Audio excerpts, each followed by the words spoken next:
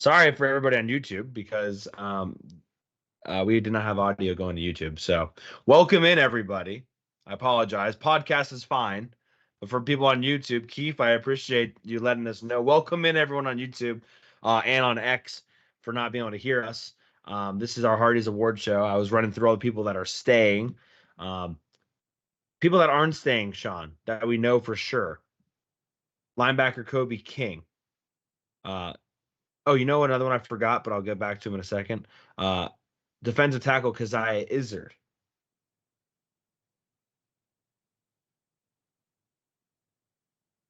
Who else? Well, and then the obvious ones that were out of eligibility. But was there anyone else that had eligibility that declared for the NFL draft? I know we have some at the portal, but was there anyone else? I forgot one defensive end, Smith Gilbert's coming back for another year. But did we forget anyone else that had eligibility that could have came back? Oh, Jalen Kimber decided to go to the NFL. Yes, Jalen Kimber decided to go, which was kind of expected. Also, Dom DeLuca's coming back. He made an announcement as well. So, Cory, like overall, like as you kept seeing guys coming back, I think you got to be feeling really good about next year, right? Like, I was hoping Kobe would be back. We've been singing Kobe King's praises for 2 years. But hey, sometimes guys are just ready to move on. So can't really fault him. Would have liked to have him back. Kimber, I think that was always kind of seen as a 1-year deal and then try to get to the pros. I think he definitely helped himself. If he wants to get drafted, I think there's a good chance that could happen if he tests well. So yeah, I don't think there are any huge surprises. And then when we get into who we got in the portal, I think you feel even a little better, especially in that secondary. For sure. Okay. Even though we did have some departures, which we'll get to the portal. Right. Speaking of departures to the portal, 4 wide receivers to this point have entered the transfer portal. Trey Wallace, Omari Evans, Anthony Ivy, and Tyler Johnson. No. Did Anthony Ivy did not. Ivy didn't. Mekhi Flowers did. So let me say that again. Wallace, Evans, Flowers, Johnson. Yep. Have all entered the portal from the receiver department. Tyler Johnson just went to ECU. I saw he went to ECU, and I saw that no, maybe that was what I was thinking of. I saw Trey Wallace was going to visit A&M, Tennessee, North Carolina, and somebody else. I forget the other one was. We'll see. Kind of surprised a couple more have it, honestly, but I think from an offensive side, that's it. No other quarterback, no other offensive lineman I've seen so far enter. Defensively, we did see cornerback Cam Miller, which Shawn liked Cam Miller a little bit more than I did for the last couple of years, but a little bit. I feel like that play against Great House kind of solidified things there a little to a certain extent. Did we lose anybody else from the safe? We lost a safety too, didn't we? Or no? I guess not. Not off the top of my head, I know we added one, but right, an old friend. Are there any other subtractions I can think of? I not think of any. Yeah, not off the top of my head. And then, of course, Penn State brings in on a boomerang safety King Mack from Alabama. I think we talked about pretty much everybody else to this point. I think was pretty much on there. On last week's episode, from what I can tell, we had already mentioned King Mack, TJ Shanahan Jr., and Owen Wayfully. So those guys are all the same. We did find out that Penn State is not going to bring in the safety Bishop Fitzgerald, who decided to go to USC. I also wonder, Shawn, how much it was like getting King Mack kind of ended that for Mr. Fitzgerald as well. Yeah, it could be a combination of bringing King Mack in. I think that also helped lead to Cam Miller's departure. Assuming we still run a 4-2-5 next year, because there was some other news of a defensive departure. Assuming we still do that, King Mack seems pretty well suited to play in that third safety role. So I do, and Cam Miller was playing some lion a little bit this year, and Zion Tracy is still there. So I think he kind of felt the footsteps. Elliott Washington continues to improve. And then, yeah, Bishop Fitzgerald, I think, was probably a combination of bringing King Mack in, and Tom Allen is no longer with Penn State. So I wonder if that played a role as well. Shawn, why don't we talk about that? We had heard some whisperings of that. Right after the show last week, actually. Right after the show. Tom Allen, 1 year at Penn State and has left to go to Clemson. I think a lot of people were surprised by this to a certain degree. And then as you kind of start peeling back the layers, it kind of made a little bit more sense. Penn State was probably not the final destination from Tom Allen. Tom Allen is in a weird part of his career where he's been a head coach. He's done that. And it doesn't seem like he's evidently itching to become a head coach again. Two probably main factors in his transition or his move to Clemson. A, he's got a lot of family that lives in the Carolinas, daughters and grandchildren at this point in his life. And he straight up said faith is a big part of his life. And there, besides maybe Riley Leonard, nobody bigger as far as loving God and having God being a part of the program than good old Dabo Swinney and Clemson. I guess maybe Notre Dame and now Ohio State recently for some reason. But Clemson's always been that way. So from those two angles, it fits perfectly with Tom Allen. I'm curious, John. This is just speculation. I'm curious how much they really fought to try to keep him. And I just feel like maybe it wasn't a perfect fit from an aggressive side of things. And I will just add this to add speculation to it. Linebacker Kobe King, when he declared for the NFL draft, thanked James Franklin, thanked Brent Pry, thanked Manny Diaz, thanked Dan Connor, but did not thank Tom Allen, who was a linebackers coach this past season. Take that for what you will. Yeah. I think, like you said, the official reason is going to be he has kids and grandkids that live in the Carolinas, and his faith is very important to him, and Dabo Swinney's faith is also important to him. And they're both pretty outward with that. I think, though, I do wonder how much of a fit he was in the locker room. Like, I just know things like moving up to the booth after the West Virginia game. Also, the way the play calling went. He would radio down to Dan Connor what the play was. Dan Connor would then convey that to Kobe King because I guess Tom Allen's voice is too raspy or something. And Tom Allen was always had to move to the box. And I do wonder, did Franklin make him do that? And Tom Allen did not want to do that.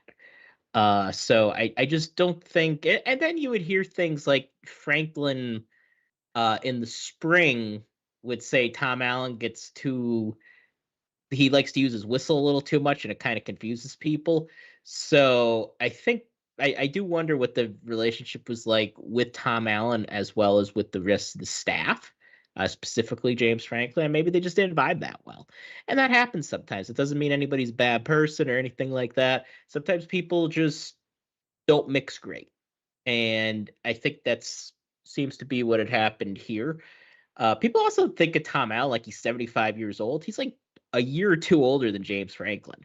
So I just find it kind of funny, like when people talk about him, like, oh, he's in the later stages of his career.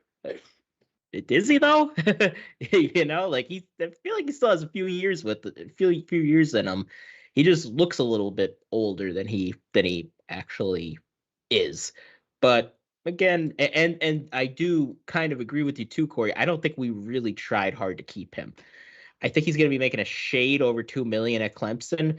And really, if everything else was kosher and everybody got along great with Tom Allen, and Tom Allen got along with everybody on the staff, Tom Allen wanted to be there, I think Penn State would match that. Maybe 10 years ago they wouldn't, but it's kind of a different day now. And I do think they would have, like, Manny Diaz. Let's say Manny Diaz got offered last year by Clemson to be their DC. I think Penn State would be doing everything they could to keep Manny Diaz. And I just don't think this happened with Tom Allen. And one of the reasons I don't think it really happened was it went so fast. There was that rumor online overnight, and then the next morning, Tom Allen's the next defensive coordinator at Clemson. And usually these things take a long time, and this one didn't seem to take long at all. No, not at all. But speaking of taking a long time, Penn State still doesn't have a defensive coordinator. Been about a week now.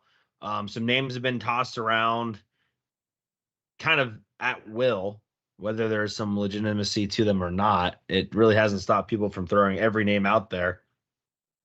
Shawn, we've heard a lot of maybe no's so far, at least rumor-wise. Is this something that's just going to end up, is it going to be by default Anthony Poindexter's job? I think there's a decent chance of that. And look, this is nothing against Anthony Poindexter. I think Anthony Poindexter is one of the best position coaches in the country. I think he's going to, in 10 years, I see a lot of head coaches on this staff. Anthony Poindexter is absolutely one of them. But the thing is, you have coming back a team that's probably going to be in the top 3 to 5 going into next season, which means you are a legitimate national championship contender going into the 2025 season. I don't love the idea of having a defensive coordinator who's always called plays for a couple seasons at UConn to be the defensive coordinator for a team that has national championship aspirations. And frankly, I don't think James Franklin wants that either. And that's why they're casting a pretty wide net. So I do think that chance with the more nosy here, like Tim Banks just signed an extension, Deanton Lynn just signed an extension. The more nosy here, the more likely it is that it's just going to end up being Poindexter. Now, there's also a chance maybe we get somebody better. National championship is tomorrow. Ryan Day's relationship with Ohio State isn't the best, and they all wanted to run him out of town just 2 months ago. Maybe he doesn't want to come back. Maybe their NFL job's calling. And if that happens, who is Ohio State's defensive coordinator, Mr. Lestochi? Jim Knowles. Jim Knowles, who Penn State, I believe, interviewed a couple of years ago. So I don't think Jim Knowles would come here. Like, I don't think we'd be able to poach him. But if Ryan Day goes, anything's possible. I'm curious what would happen if Ryan Day would leave, if Ohio State's replacement wouldn't try to retain him anyway. They would.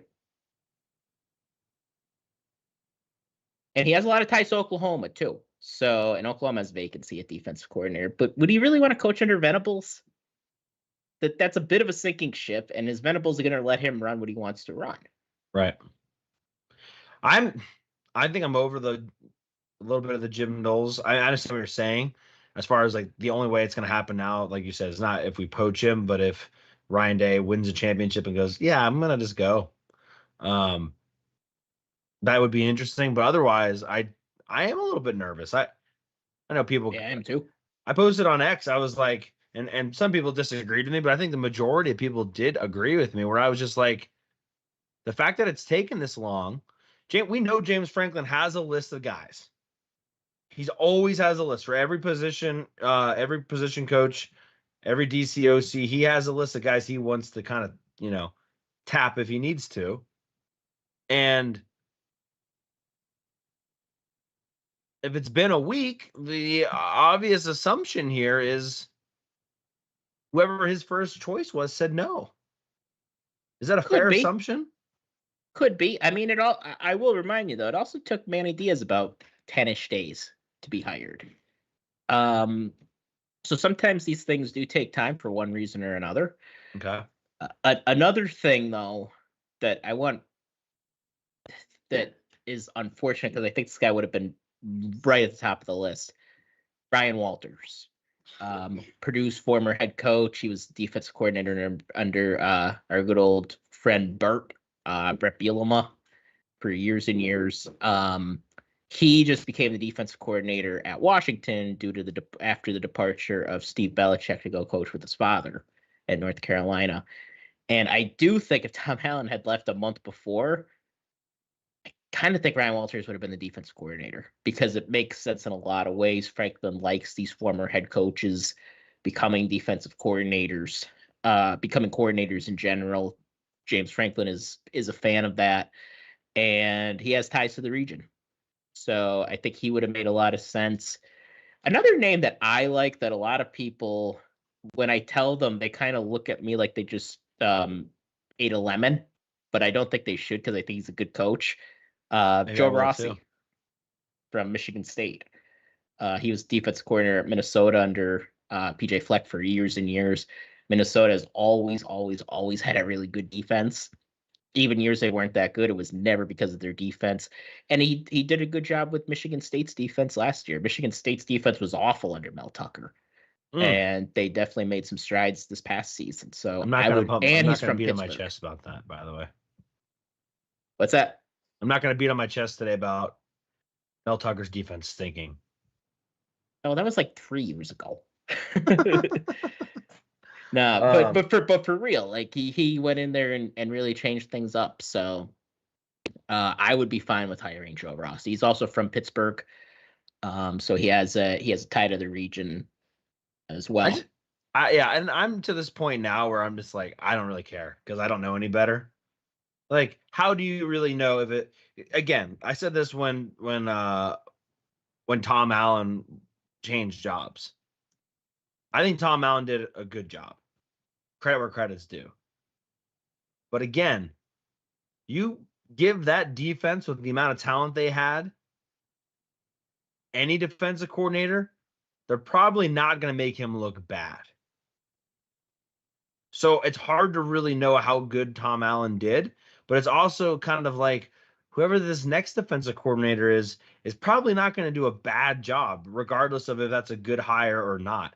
The question is, can this next hire elevate the defense to potentially top 3 in the country, where you feel that you can go on a serious national championship run? That is where the pressure is. Not, is the defense going to stay top 10? I think we all know the defense is going to stay top 10 because of the amount of athletes they have and the amount of experience they have.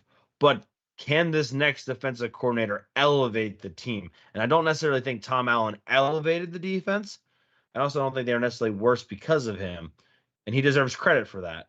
But is this next guy at this point going to elevate the defense, or are they going to be a really good defense again regardless? Yeah, and that is the question. Like, remember for a few years there with Ryan Day, Ohio State's defense was good, but it had lots of flaws. Like, that's what you want to prevent, because they also got blown out when they got to the playoffs, and you don't want that to happen.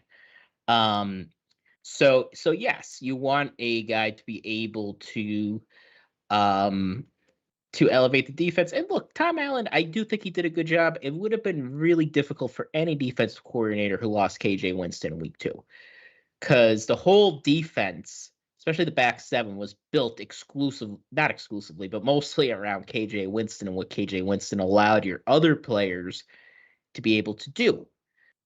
And then you lost him in the middle of game 2, and you had to rework everything and trust younger guys like Zion Tracy more, young guys like Cam Miller more. And the results were a bit mixed. I thought Zion had some good moments, had some bad moments too. I think similar with Cam Miller. Davian Collins, we had to put more trust in. I thought he played all together pretty good. But none of them were KJ Winston. So I think that would have been a problem for Manny even. Do I think the defense would have been better with him? Yes, but it would have been that's just a very difficult position to be in. But nonetheless, That's a you good need point too. people. Yeah, you need people who want to be here. And if Tom Allen didn't want to be here, hey man, aloha. Yeah, that's a good point too. I mean, who you have to follow up is a good point as far as the expectations and kind of how you're perceived. I mean, I will even admit I had bias towards Manny Diaz when early in the year when Tom Allen was letting Bowling Green go up and down the field. Yeah, and I prefer a scheme like Manny Diaz's to Tom Allen's just fundamentally. I like a defense that kind of dictates the terms of the game rather than react to what the offense is doing. Just in general, I'd rather a more aggressive defense. And Tom Allen really didn't bring a very aggressive defense here. I thought, honestly, his defense was more aggressive at Indiana. Now, maybe he thought, I think he made references in a press conference. Maybe he thought, well, I had to be more aggressive at Indiana because I didn't have the athletes. Here, I don't need to be as aggressive. And look, that's a fair point. I kind of disagree a little bit, but Tom Allen knows a lot more about football than I do, obviously. But I still think you kind of try to stay true to who you are. But it worked, and it worked on the same hand.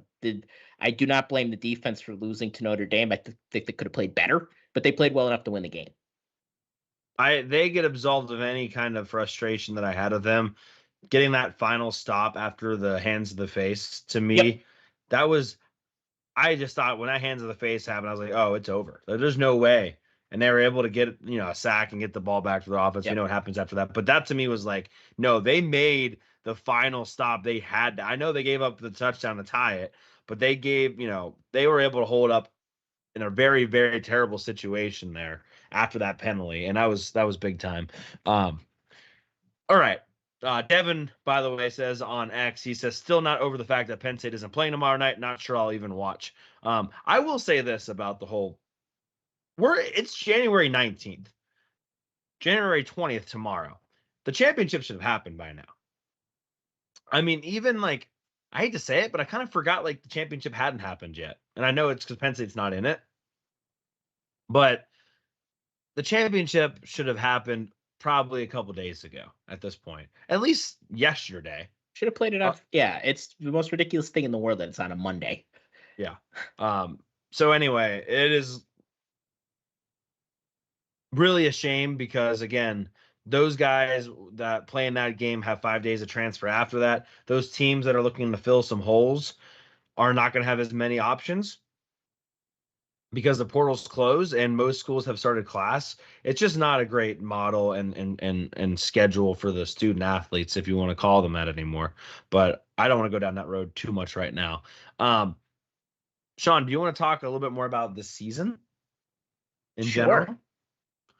So we're going to get to the individual awards here in a second, but I just wanted to go back. I got my notes out from the season preview show on August 23rd, 2024.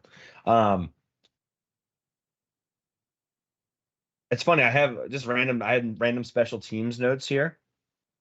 And for kicker, I say just, free handwriting here to say Xander/Chase Meyer ? Don't even have Ryan Barker on here. Neither. Yep. And then for punt returner, I have Caden Saunders on here. And so obviously Zion Tracy handled that. Saunders really never got healthy the entire year. We never got an official word on what his injury was, right? No, we did a very strange thing with him to start the year. We only had him out to return punts, and then we just decided, nah, we're shutting him down the rest of the year. So I'm not entirely sure what happened with him, but he was banged up. I'm happy he didn't go to the portal yet too, because I still think he could be a guy. Me too. Most notably, I'm just going to get this out of the way now.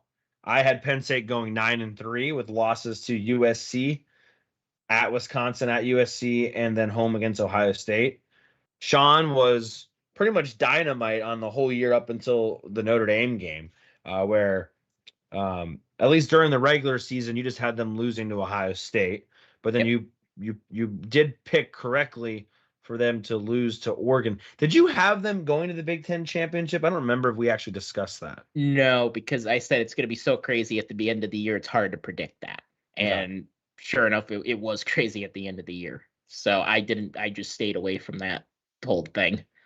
Shawn, your bold prediction was that Nick Singleton and Katron Allen would both be over 1,000 yards rushing, which you also nailed. So you had a pretty good year, all things considered, with your predictions. My bold prediction, and I'll have to double check this real quick, was that Drew Aller would have more rushing touchdowns than Bo Prabula, and he did have 6, and Bo Prabula had 4. So I was right there, but I want to double check something as far as rushing touchdowns go. Did he have? No, he didn't have any in the playoff. He did have one in the Big Ten championship, but Bo Prabula was still on the team. So it's not like he got a bunch of rushing touchdowns once Bo Prabula transferred to Missouri. So I feel good about that one. Then he ended up with 6. Bo Prabula ended up with 4. I thought maybe I'd have to put an asterisk there if he happened to get 1 or 2 that I just didn't remember. But no, a solid win there for me. Doesn't really absolve me from the 3 losses, but I will take the bold prediction. I believe, Shawn, you're gonna have to remind me what your bold prediction was last year. But I'm 2 for 2 in the last 2 bold predictions with the sack total. I want to say yours was turnover related. I think it was. I want to say I was correct, but I'm not 100% sure either. And it's funny because like the game-to-game bold predictions I suck at, but I think I'm more of a big picture picture guy. Yeah. So anyway, we did pretty good there. So I guess we can pat ourselves on the back a little bit when it comes to that. It's funny, a lot of people were asking us in the the Hardies Award Show responses. I had a little spot there as far as like what do you want to see more of. We had 2 responses saying work with Landon Tangwa more. And I don't know if people remember, but we actually did our preview, half of our preview on his show, and he came on for half of ours. I don't know if people remember that, but we did have him on the show. We didn't get him on during the season, which that was a common motif throughout the responses as far as wanting more guests. And so we'll work on that a little bit more as well. Shawn, any other thoughts you have on just kind of, well, let me ask you this just point blank and we can have a conversation about it, because I think maybe things are starting to calm down a little bit and people are starting to think a little bit more clearly, but Shawn, just in general, like, do you view this season as a success? Yes. Reason I say that is one of the first things you look at is, did we take a step forward?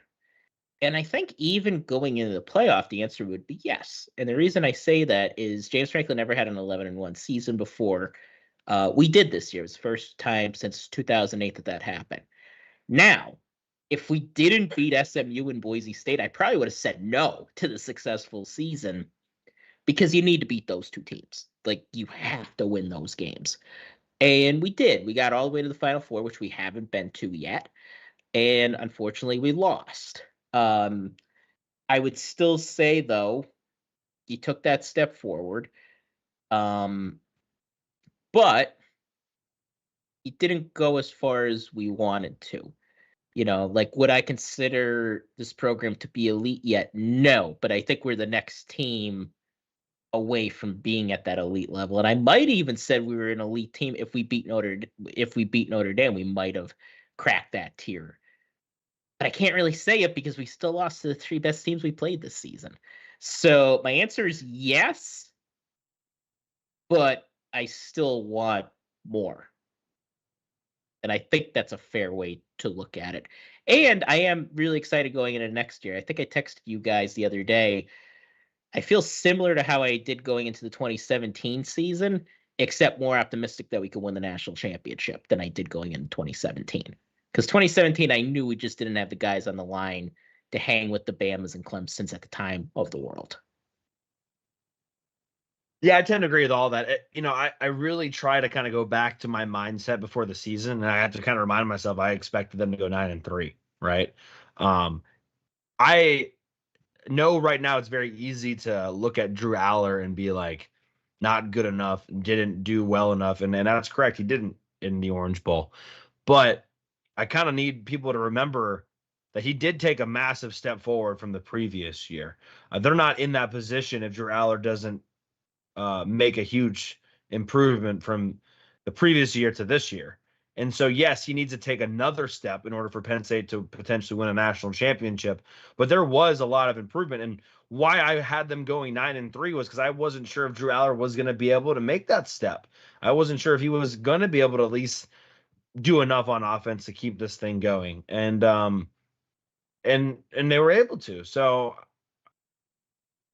I would say too that they did enough to call this season a success. Again, don't move the goalpost too much just because things are going well, I guess is the best way to put it.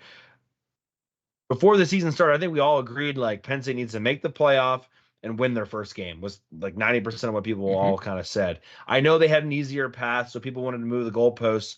End of the day, they were one of the final four teams to play or have an opportunity to win a national championship. And you could argue, I know some people will say that if it was a 14 playoff, they wouldn't have made it.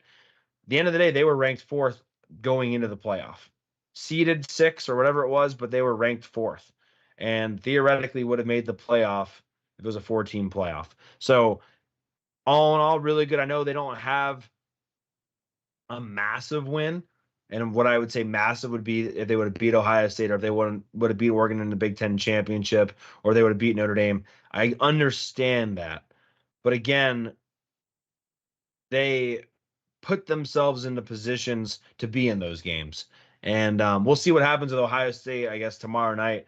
But you could argue, and we'll see how it all ends up. Besides Michigan and I guess Oregon the first time, no one played nobody played Ohio State better than what Penn State did, and really had a chance to beat the Buckeyes. So not perfect, not you know enough, but as far as where I thought they were going to be, um, they very much kind of like what you said, set a path, or they have hooked up the trampoline to kind of bounce themselves into next season, and they got a lot of momentum.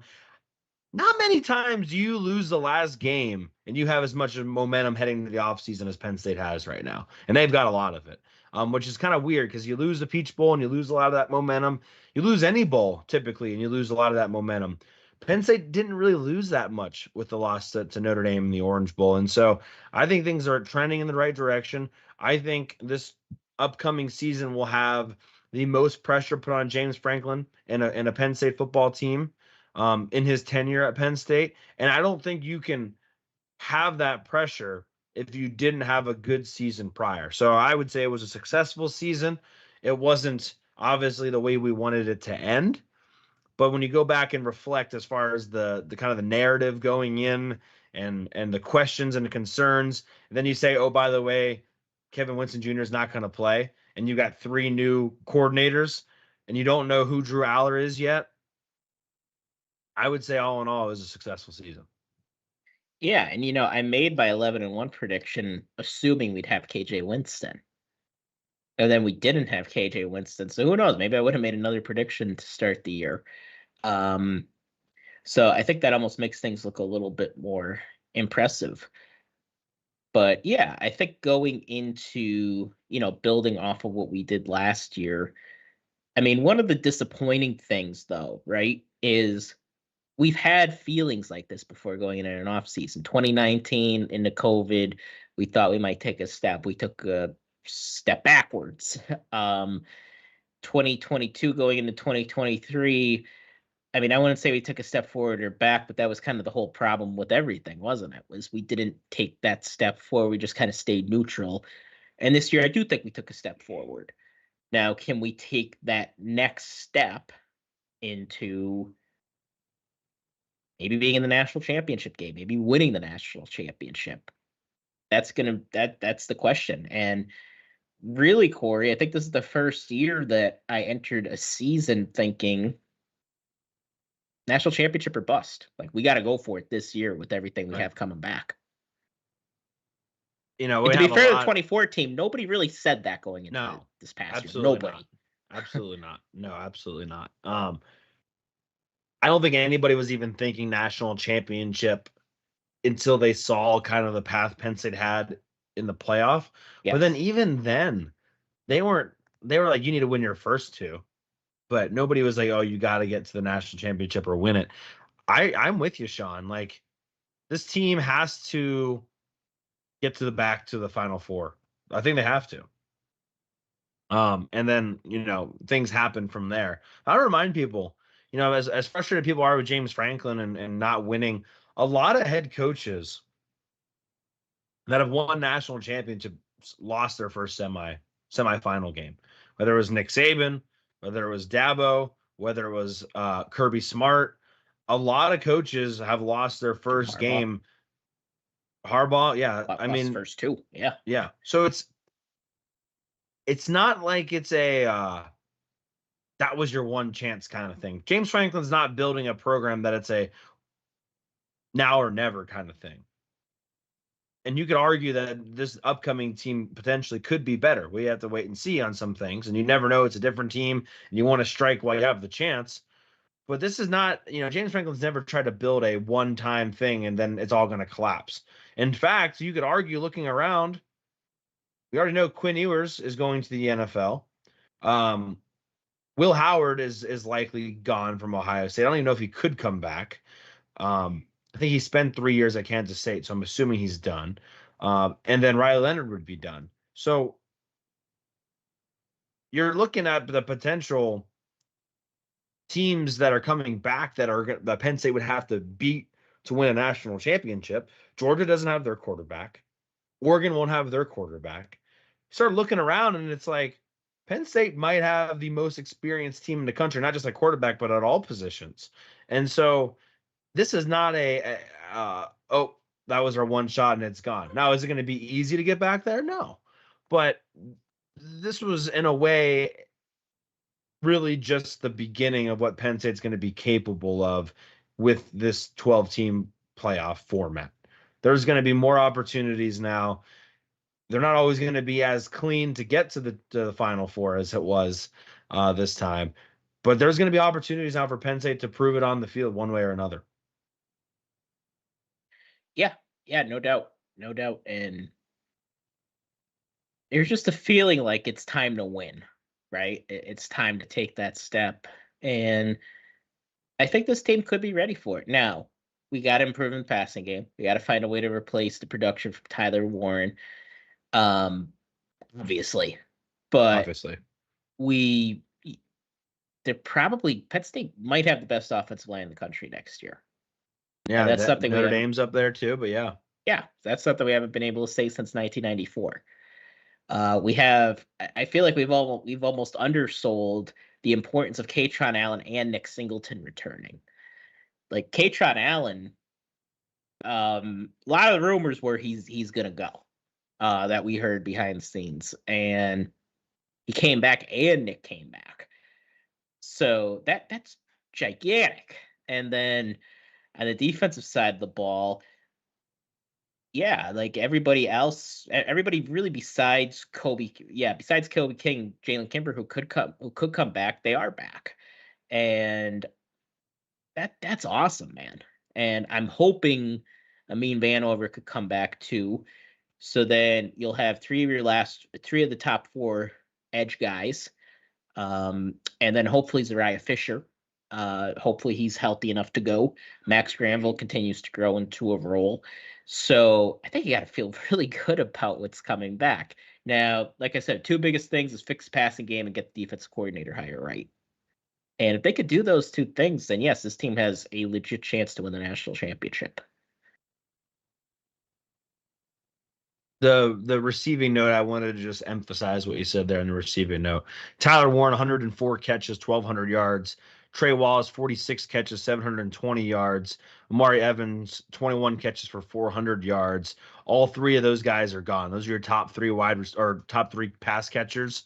Approximately, call it 171 receptions, and we'll call it roughly 2,300-ish yards and about 15 touchdowns there alone. Your returning pass catchers, Nick Singleton, 41 catches. Liam Clifford, 18 catches. Katron Allen, 18 catches. So running back, backup wide receiver, running back, backup tight end, and then Luke Reynolds, which I guess you could say backup tight end number 2. And then it literally goes into Tyseer Denmark, 2 catches, Quentin Martin Jr., 3 catches, Anthony Ivy, 1 catch, Corey Smith, 1 catch. So gonna have to find a way to get immediate production from other folks because say what you want about the former wide receivers that have left. Trey Wallace and Amari Evans did combine for over 1,100 yards and 9 touchdowns. I know they obviously didn't show up in the Orange Bowl, but there are aspects that they're going to miss. And look, Devontae Ross and Kyron Hudson could make people look very smart, but they're still going to have to they still have to actually go catch the football and do these things. And so we knew who Trey Wallace and Amari Evans were, for better or worse. We don't know what Ross and Hudson are, for better or worse. We do not. And we've had success with transfer guys. We've had some that were not successful. So I think Ross does some things that Omari Evans did. But if you look at Omari Evans' stats versus Big Ten opponents versus stats against Group of 5 opponents and West Virginia, they're pretty much night and day. And he was a guy that really just went deep. And if Devontae Ross is only going to give you what Omari Evans gave you this year, that's not what you're looking for. No, especially not having Tyler Warren there. And Kyron Hudson, I'm a little higher on him than I think a lot of fans are. That was a very competitive room at USC. Like, USC did not go 7-5 because of their wide receivers last year. That was probably the strength of their team. And he did well there. He's the only guy that I could think of off the top of my head that beat AJ Harris for a touchdown. So, and that's not even the thing that he does the best at, like running routes. He didn't have a drop last year, and he kind of specializes in going up and getting the ball. And that's something that outside of the tight ends, Jarrell really hasn't had.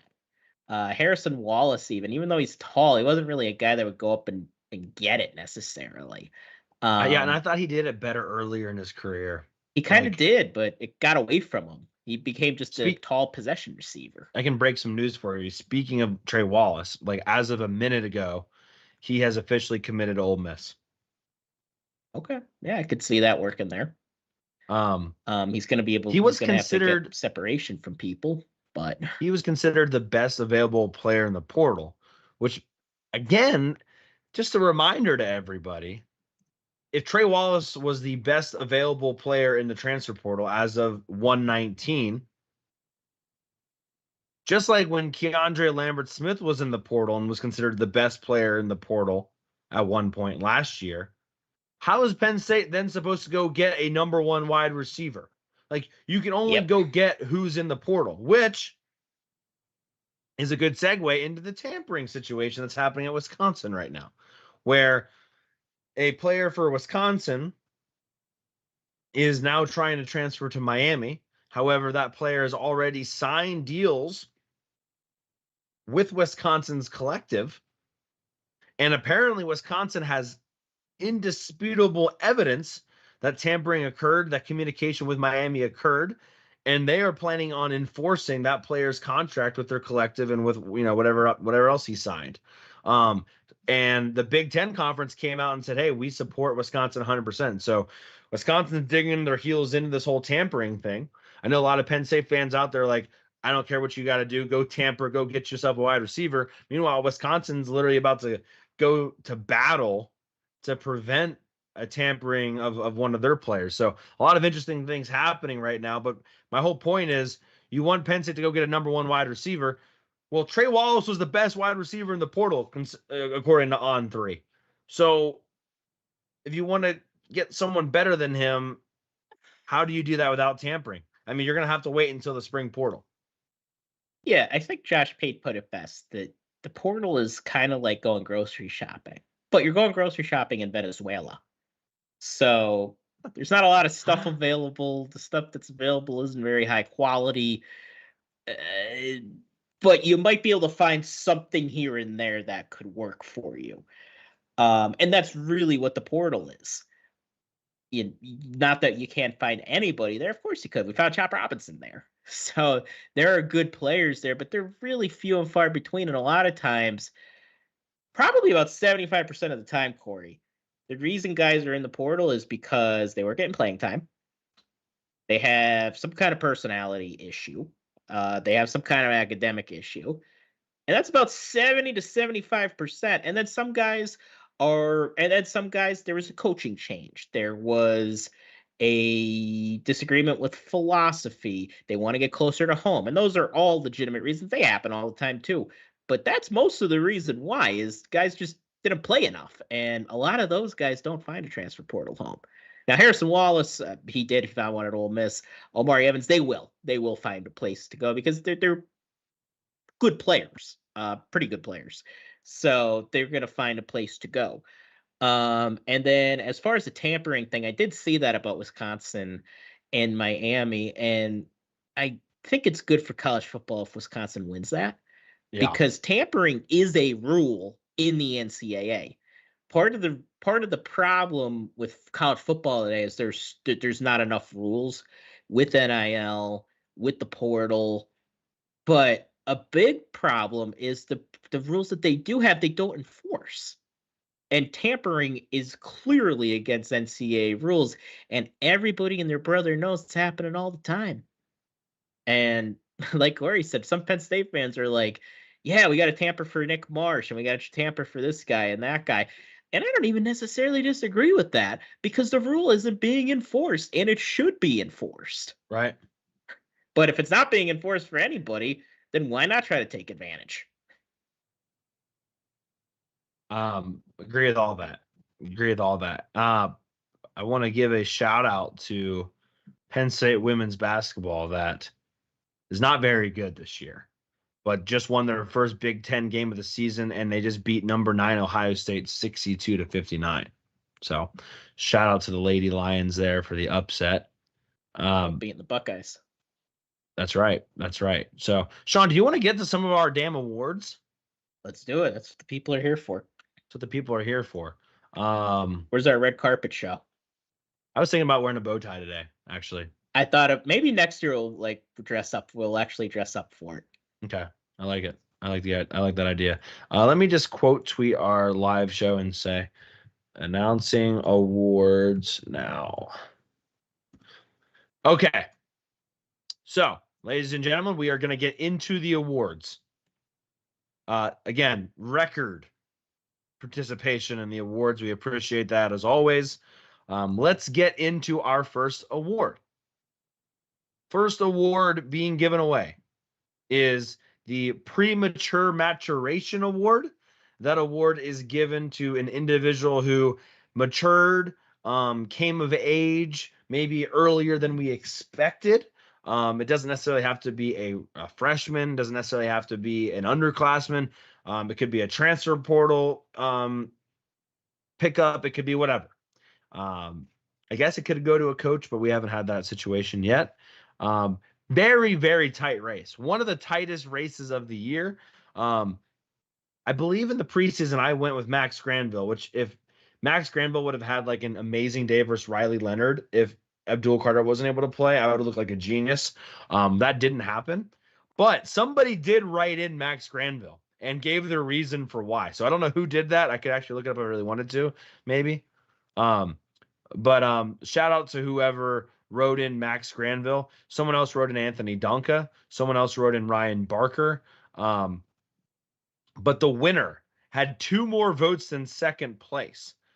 So the winner of the Premature Maturation Award goes to tight end Luke Reynolds, who beat out Zion Tracy by 2 votes and beat out Cooper Cousins by 5 votes. So first place, Luke Reynolds, Zion Tracy in second, and Cooper Cousins in third. Shawn, what are your thoughts on Luke Reynolds winning the Premature Maturation Award?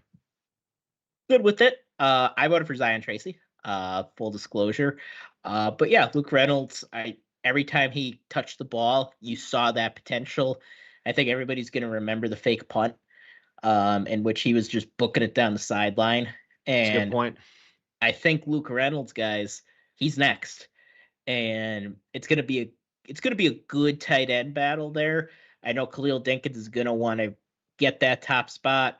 But it's gonna be really tough holding off both Andrew Rapplier and Luke Reynolds. So it's gonna be a good problem to have, being And that we Olish. have and Andrew Olish. Well, gonna be interesting to see what happens to Olish. Does he start at receiver or move to tight end? I kind of don't want that, for other reasons. But it's gonna be a tight race there for that tight end spot. They're all gonna play, but I am interested to see who gets the most snaps and most catches there. Luke Reynolds, 9 catches, 111 yards, longest of 24. He did have a touchdown, and then, like you said, he did have a run of 32 yards in the Minnesota game on that fake punt. I think I went with Cooper Cousins as mine, so I was not voting the winner there. And yeah, I think Zion Tracy deserves a little bit of love too for what he was able to do this year. Not consistent as a tackler, Not but consistent obviously in general. but had a great pick 6 Yeah. in the Ohio State game. Made that place go absolutely nuts. Was sort of a threat in the punt return game as well. Yeah, he played. I kept thinking back to the USC game. I thought he played really, really well that day in Los Angeles. And yeah, we'll always remember that, the pick 6. That's probably, even if he has a really successful career here, that's probably going to be the play of his career. So again, congratulations to Luke Reynolds, the winner of the 20. So we say the 2024 or do we say the 2025? I forget what we. I think it's 20. I think we said 2024. I think the year that they played. Congratulations to Luke Reynolds, the 2024 Hardies Award winner for Premature Maturation. All right. Next year's award, or the next award we're going to be giving away. Not as close of a race. The award we'll go to next is the Getting Offensive Award, given to the best player on Penn State's offense. Only 4 different people received a vote for this award. 95.1% of the vote went to this individual. Everybody else only received 1 vote. Yes, 1 person voted for Nick Singleton, 1 person voted for Katron Allen, and 1 person voted for Drew Aller. But the winner of this year's Hardie Award for Getting Offensive, probably surprising to nobody, tight end Tyler Warren. Warren ended up with 104 catches, 1,233 yards receiving, 8 receiving touchdowns. He also ran for 26 carries, 218 yards on 8.4 yards per clip with a long run of 48 yards and 4 more on the ground. He also completed 3 passes for 35 yards with a long of 17, and he did throw a touchdown pass as well. If you're adding all of those up, that is 13 total touchdowns for Tyler Warren, and he won the nation's Tight End of the Year award, the Mackey Award. Not surprising, Shawn, that he wins the Getting Offensive Award.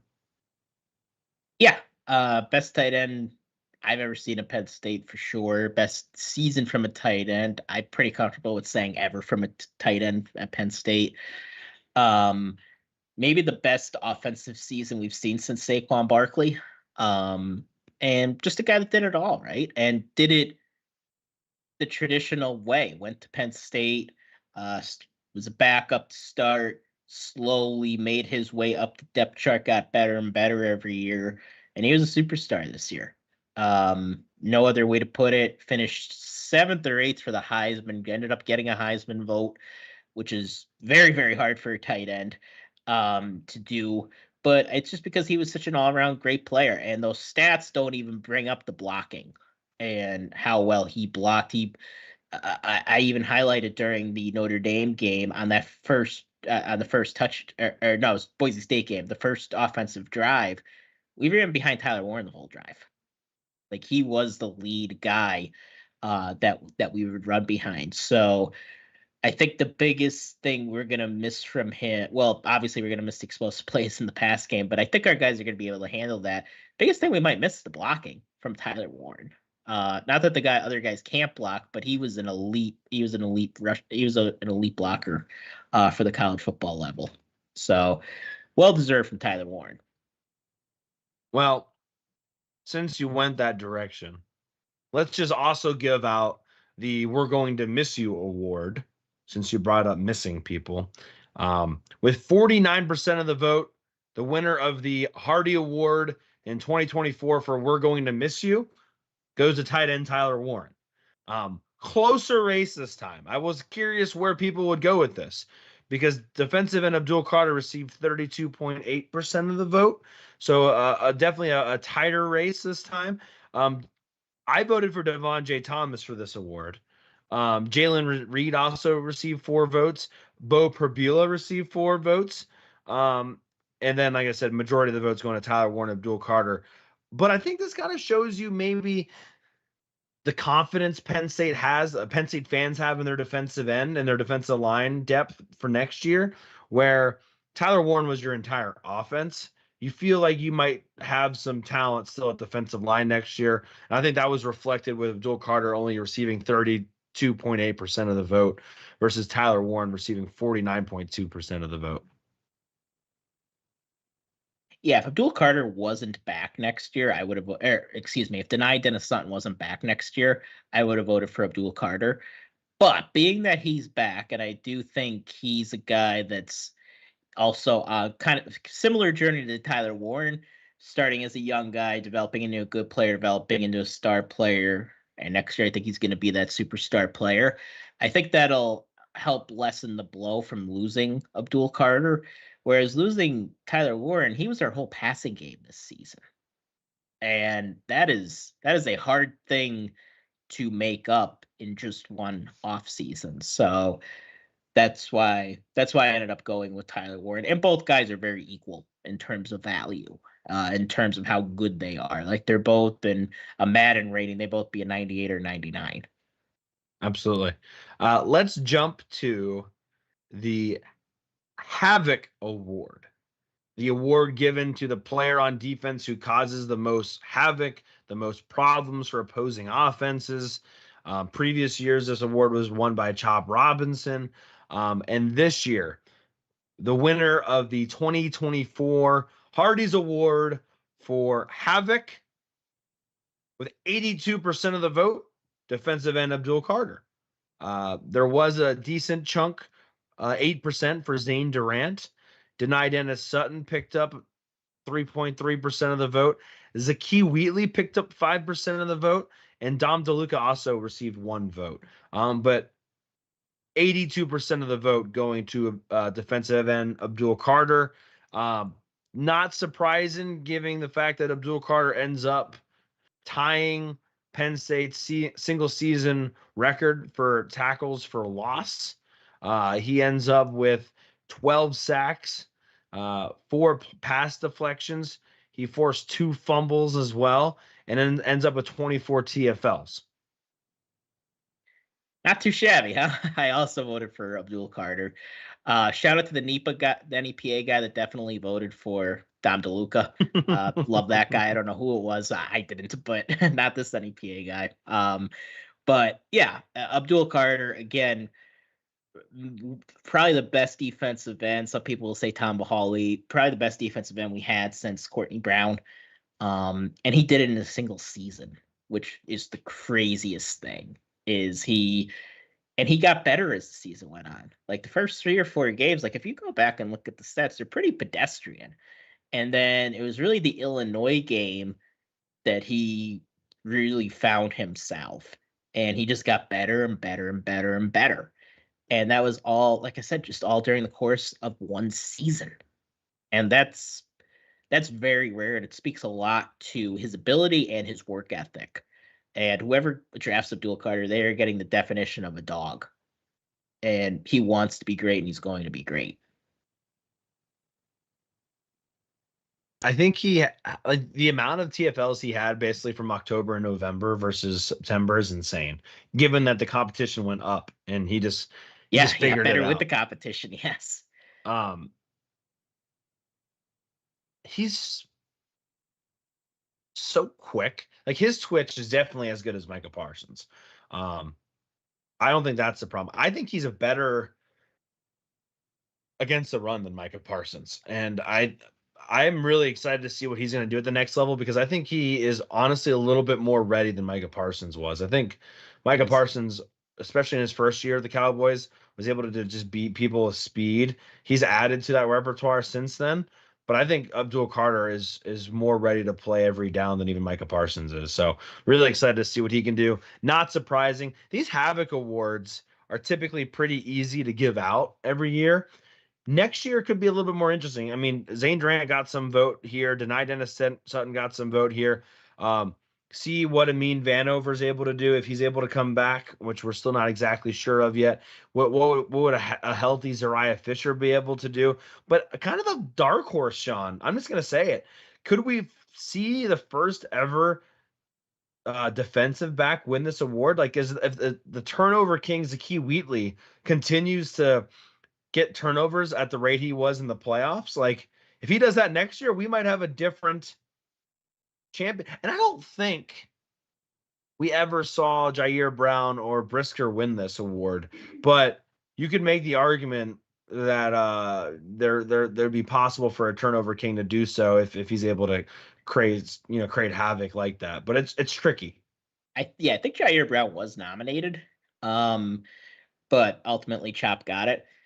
And it does kind of fade. It's kind of like I'm going to compare our Hardy Awards to the Heisman Trophy right now, which, of course, obviously. Some are saying are the same. Yeah, people are saying, they're very comparable. But the Heisman's kind of built for an offensive player to win it. Could there be a defensive player? There could be, but even the defensive players that have won it, Charles Woodson and Travis Hunter, they played offense. So it's kind of built for that, whereas the Havoc Award for the Hardies is built really, it benefits to be a defensive end or a front seven guy. But if you're really impressive in that back end, yeah, you could definitely win it. Absolutely. All right, we're going to keep it going here. Our Seeker says on YouTube, if Denai Dennis and other defensive ends learn that Carter first step, then a D will be overwhelming. Yeah, not an easy thing to learn, but I agree with that sentiment for sure. Let's go to the Mr. Dependable Award, given to the player who is most dependable. This could be on offense or defense. And this person who won the award received less than 45% of the vote, so a pretty close race here. The winner of the 2024 Hardies Award for Mr. Dependable goes to safety Jalen Reed. Reed won the vote. Second place was Kobe King, followed by Katron Allen. So good mixture of offense, defense here. Tyler Duzansky won or was able to get 3 votes as well. Ryan Barker got a vote. AJ Harris got a couple of votes as well. But Jalen Reed wins this one. He ends up leading the team with total tackles with 98. Kobe King coming in at 97. Reed had 2.5 sacks, 3 interceptions, and a forced fumble and a fumble recovery. Most importantly, Sean, he had that pick 6 in the Wisconsin game that kind of turned everything around. I think that's really how he's going to be remembered. But all in all, had to step up and fill a lot of shoes once Kevin Winston Jr. got hurt. Yeah, and he did well in that role. I think he's one guy that benefited from Tom Allen being hired. I think this is just the best scheme for him to do well. So to play at his best, because he was a good player under Manny too, but I think this one benefited him most because it allowed him to, he was able to show off his versatility. And again, had some really big moments for us, both especially early in the season, but even as the season went on, he continued playing well. I actually voted for AJ Harris for this one. Reason I voted for AJ Harris is he was the one cornerback we had that I was able to just not have to worry about. And you never really heard his name. And for a cornerback, that's usually a good thing because he always had his guy covered. So I voted for Harris, but it was very tough. It was either him or Reed, and I ended up voting for Harris. I think you could make a good argument for Kobe King here too. Yeah, I want to say I voted for Kobe King. I'm not exactly sure, but I'm pretty sure I voted for Kobe King. As far as consistency at the linebacking position, and not exactly what the award's for, but if you don't have Kobe King, I don't know how many games you win. So shout out to Jalen Reed. Be curious to kind of see where he lands as far as in the NFL draft. Kind of hard one to figure out. I want to assume he's a day 3 guy, but we'll see how he tests. That's kind of what I think too. I think 5th, 6th rounder, maybe 7th. All right, well, let's go on. These next ones are all very close to wrap things out here. So probably my least favorite award, the award that might have the most negative connotation to it, and I don't think there's much we can do. The first time we gave out this award, it was not for being negative because we were thoroughly impressed with the individual. The last 2 years, though, it has kind of had some negative connotation to it. The award, of course, is the "Wow, we were wrong" award. I believe last year Dante Cephas won this award. A lot of write-ins for this award. Nick Dawkins, I think, got a positive write-in. Tyler Elsdon got a write-in. Tony Rojas got a write-in. Julian Fleming got a write-in. All 3 of those probably for negative reasons. The Rojas had a very polar season, so maybe they're being positive with that. Somebody wrote in Nolan Rucci. Somebody wrote in Zakee Wheatley. All over the place on the "Wow, we were wrong." The winner had 31% of the vote. Second place had 19%. I'm sorry, second place had 23%. Third place had 19%. So very close race. Fourth place had 14%. But Shawn, the winner of the 2024 Hardies Award for "Wow, we were wrong," goes to wide receiver Trey Wallace. Second place, wide receiver Omari Evans, which is kind of fitting that both of them have entered the transfer portal. I think I will just straight up say I wasn't just wrong about Omari Evans this year. I was wrong about Omari Evans the last year and even in the spring before last year, where he had a really good blue and white day and then he just completely disappeared for the whole season. I just don't know exactly why we didn't have more out of Omari Evans. And Trey Wallace, I mean, had some really nice catches early in his career. Even, what is that, 2021 out there in Michigan? Had a couple nice catches. I mean, didn't end up being a very good day, but they had a couple nice plays. But both of them end up with the highest percentages. Trey Wallace wins the award. Shawn, a positive one came in at third place. Defensive end Abdul Carter got third place at 19.7% of the vote. I think that was a positive. Like, wow, we were wrong. I thought he wouldn't be able to make it as a DE. He should have stayed a linebacker, and they were wrong about that. So I appreciate the 20% of fans that admitted that they were wrong about Abdul Carter. And then, Shawn, I don't know exactly how I should perceive this yet, but in fourth place, with 15% of the vote, quarterback Drew Aller. And again, I would say, wow, I was wrong because I didn't think he was even going to be able to take a step in this direction versus where he was last year. But I have a feeling some of that voting is now being really construed by his Orange Bowl performance. And I don't know if it's as positive as if I would have voted for Drew Aller, it would have been he was a lot better than he was last year. I know he stunk in the Orange Bowl, but he very much improved, and I didn't think he was going to be able to improve. However, I'm thinking the people that voted for that we thought he was going to be a 5-star guy, and he lost us the Orange Bowl. But take that for what you will. Remember in 2022 when every time Drew Aller or not Drew, Sean Clifford would throw an incomplete pass, you would just hear murmurs in the crowd. Yeah. You would just hear, "Ooh, get him out." And I just fear that same thing's going to happen this year with Drew Aller. Like, our fans just get so sick of guys after a while. If they're not like, if they're not balling out at all times. It's a shiny object syndrome. It really is. It really that's what we said about Clifford a couple of years ago. Because there'd be games where he was playing well and he would throw one game completion, you would hear the murmurs. And I think that's going to happen this year, especially if you hear good practice reports about Grunkmeyer. As far as who I voted for, I voted for Harrison Wallace. Thought he'd be a little bit better than he was. Just wasn't.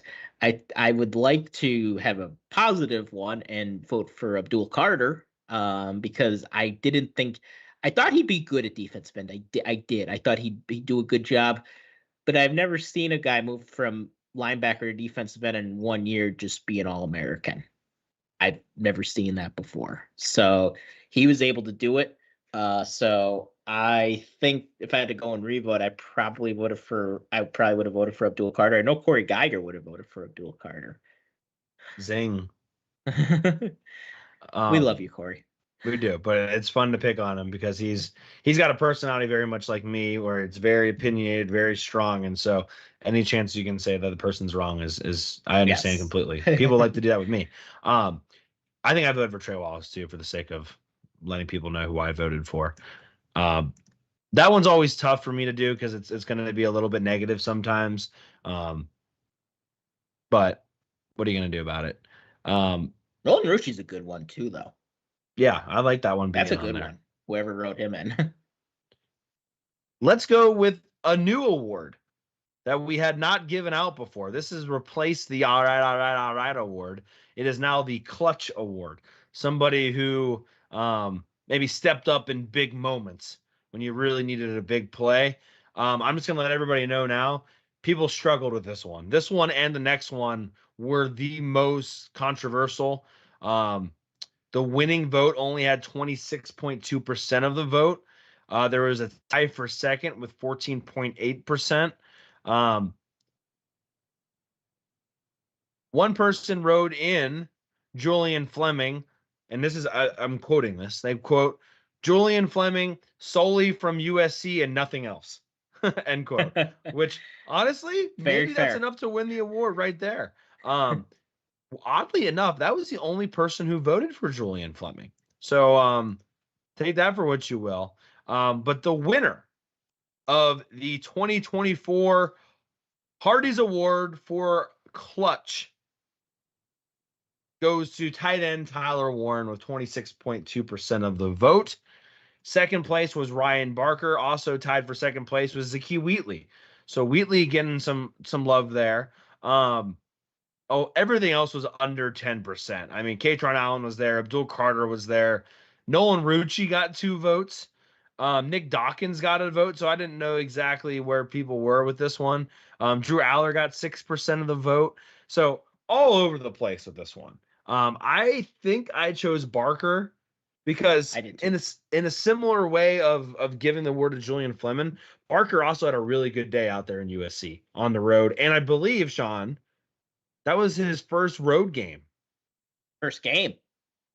Well, first game starting. Yeah, first game starting. Because he did kick in the Bowling Green game. Didn't he? I'm pretty sure he made one in the Bowling Green game. I thought that was Zahadak. I thought Zahadak started, but then Zahadak missed one. And then they went to... No, I'm going to look this up now. Yeah, because I remember Zahadak missing against Illinois. And that's why the score was only 21-7, and we really should have beat them by more. And then we're all off. Gave him the hook. It was Barker's first road game, but he did kick one against Kent State. He did also kick one against Illinois. Or no, those are extra points. He kicked an extra point against Kent State. So I think that's what happened. I think Zahadak missed a field goal during Kent State. And then I want to say Zahadak came in and kicked an extra point. Or excuse me, Barker came in and kicked an extra point. Barker did not kick a field goal or an extra point or the first 2 extra points in the Illinois game, but he did kick an extra point against Illinois. And then against UCLA, he kicked 2 field goals and 3 extra points. And then at USC, he went 4 for 4 with field goals and 3 for 3 with extra points. He had 15 of Penn State's 33 points in that win at USC. So that's why I kind of gave it to him, but I can understand Julian Fleming. I also understand Tyler Warren, right? I mean, when you need a big play, you went to Tyler Warren. He also had an amazing day out there at USC, obviously, and continue to do good things all season long. So I think that one makes sense, but very tough award for our fans. They voted all over the place on that one and our next one. Yeah, I voted for Barker. Number one, that USC game. I mean, he not only just the winning kick, but he just kept us in it because that was in the middle of our red zone woes that we ran into mid-season. We kind of solved a little bit as the season went on, but he was just really solid for us the whole season. Never let the moment bother him, and yeah, that's why I went with them. But like you said, you can make a good argument for Tyler Warren. Just because he was so reliable for us all the time. Absolutely. Yeah. No argument there. Last player award. This award was originally titled the Samwise Gamgee Award. And I would just want to make the point that Shawn has still not watched Lord of the Rings. Another year has gone by, and Shawn has still yet to watch the Lord of the Rings. We actually had a comment. Let's see if I can find it. Somebody literally said, let me see here. I'm not making this up. Oh, I gotta be able to find it.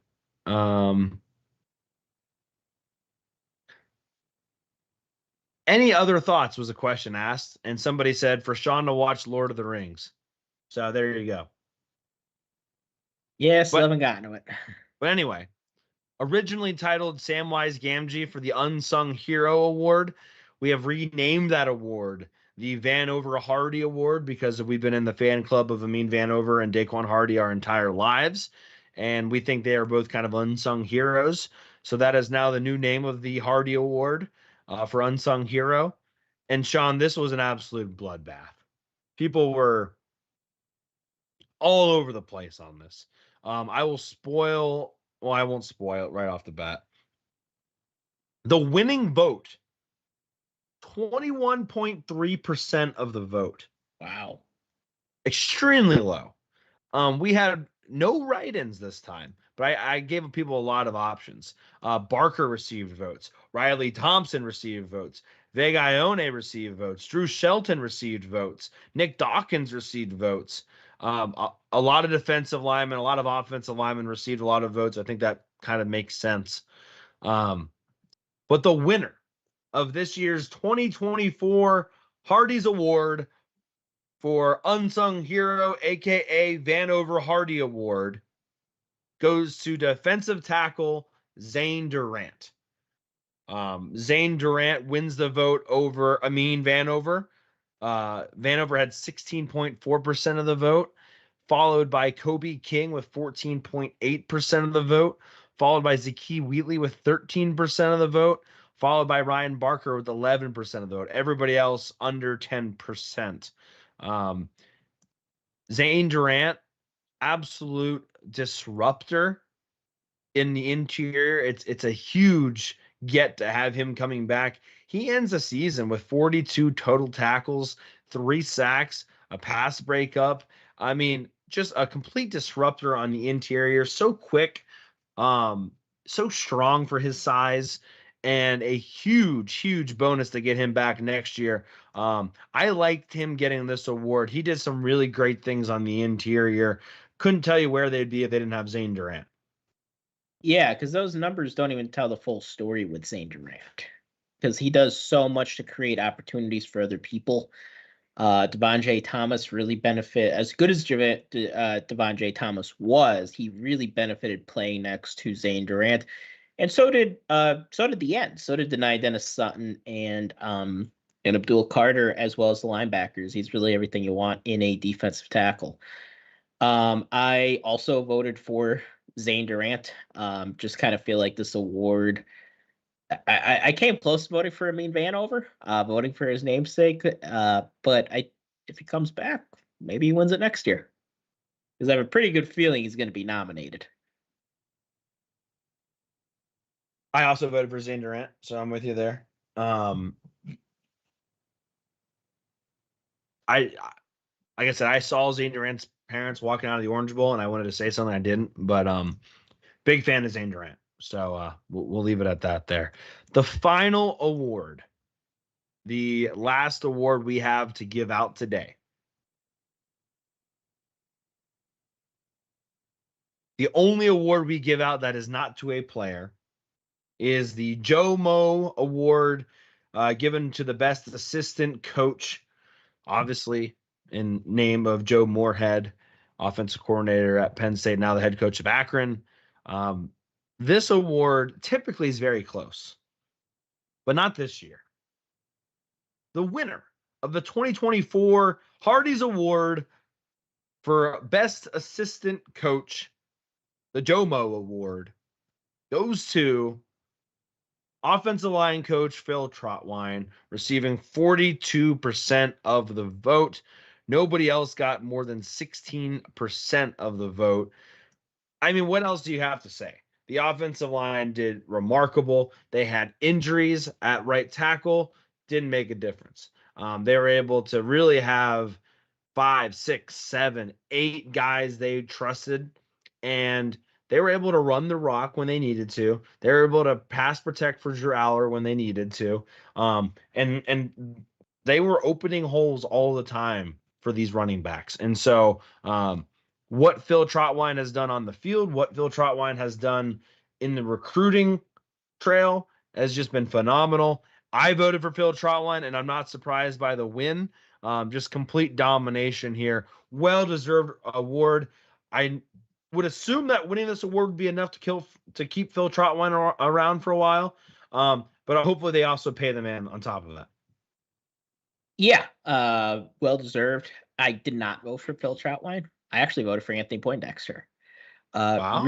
Reason I voted for Poindexter was you lose the best player in your room week 2. And then you go and there's not much of a drop off between the other safeties. I mean, of course there will be, but I didn't really feel like the safeties were lost too many times this year. Now, sometimes cornerbacks were. I didn't feel like the cornerbacks had, an awesome season outside of AJ Harris, but I really like the way the safeties played this season. So I went with Poindexter, but again, can't go wrong with Phil Trotwine. Proof is in the pudding. This guy's an elite coach. I don't disagree with you, Shawn, but only 2 other people do agree with you. Only receiving 4.9% of the vote. More surprisingly, defensive coordinator Tom Allen received 1.6% of the vote. That's lower than I thought he'd receive. Is this after he left and people have sour grapes and they hate him now? I think there's a possibility there's some sour grapes involved. That makes sense then. Most of the vote came early in the week, but I still think the rumors had already started by then. Andy Kotelnicki received 16.4% of the vote. I think if you did this poll, say in November, I think he probably wins it. But also in third place, tight end coach Ty Howell getting a huge chunk there as well. Choice too. Deion Barnes getting 11.5%. So Terry Smith only getting for him too. Yeah. Terry Smith only getting 1 vote.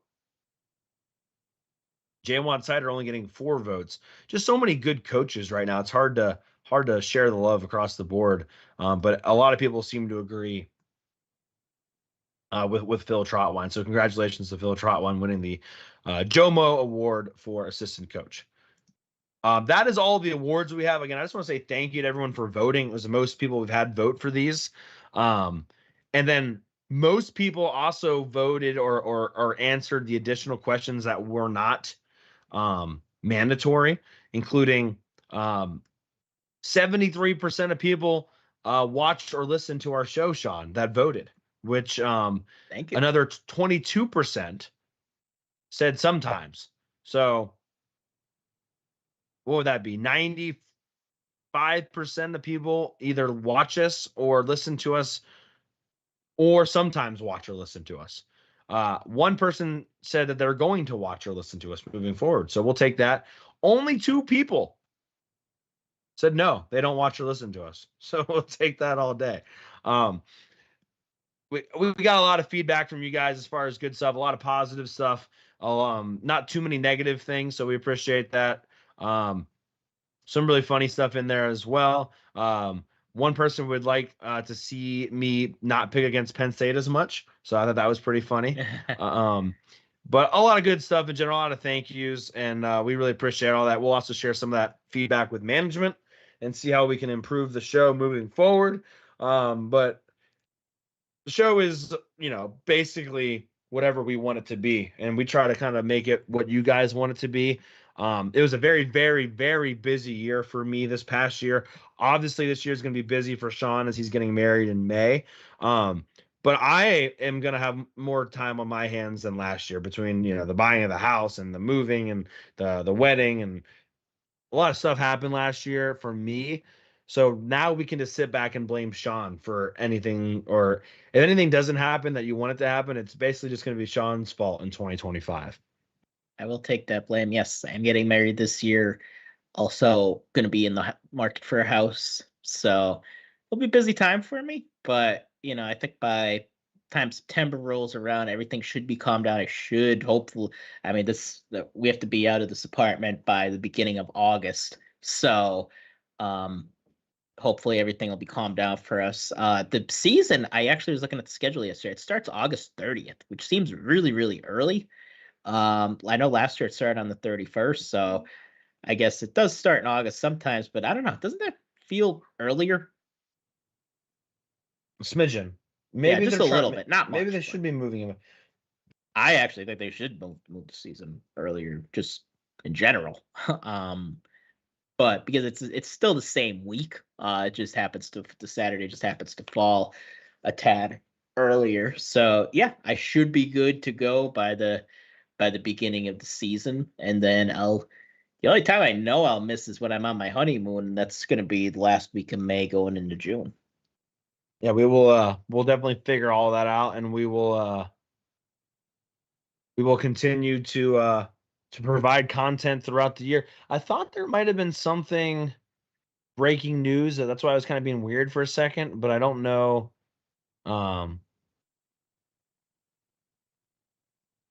Oh, I think we're good.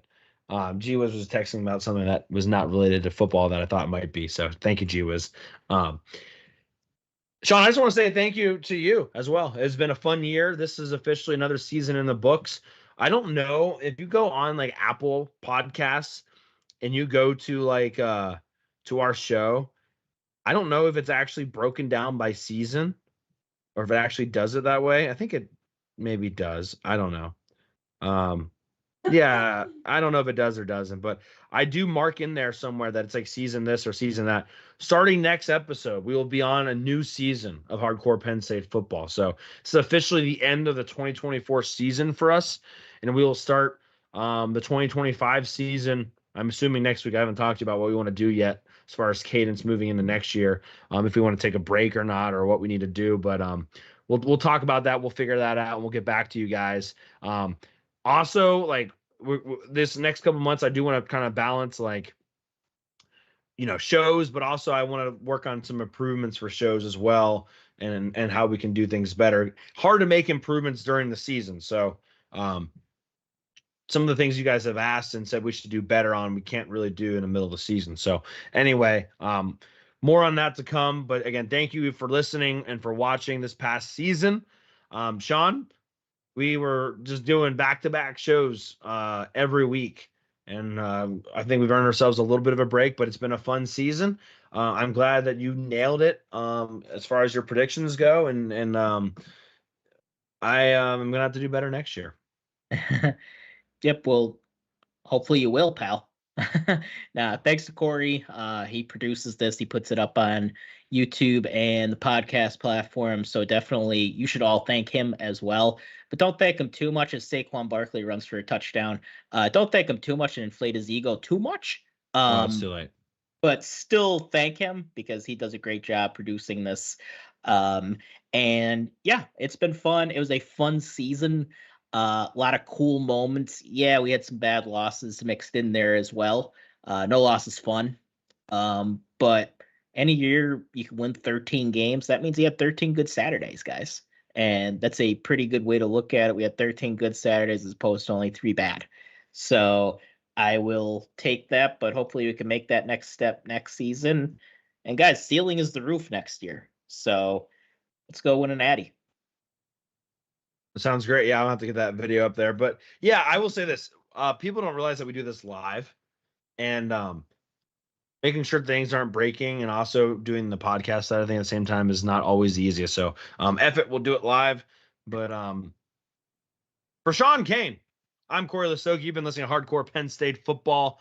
Until next time, thank you for a fantastic 2024 season.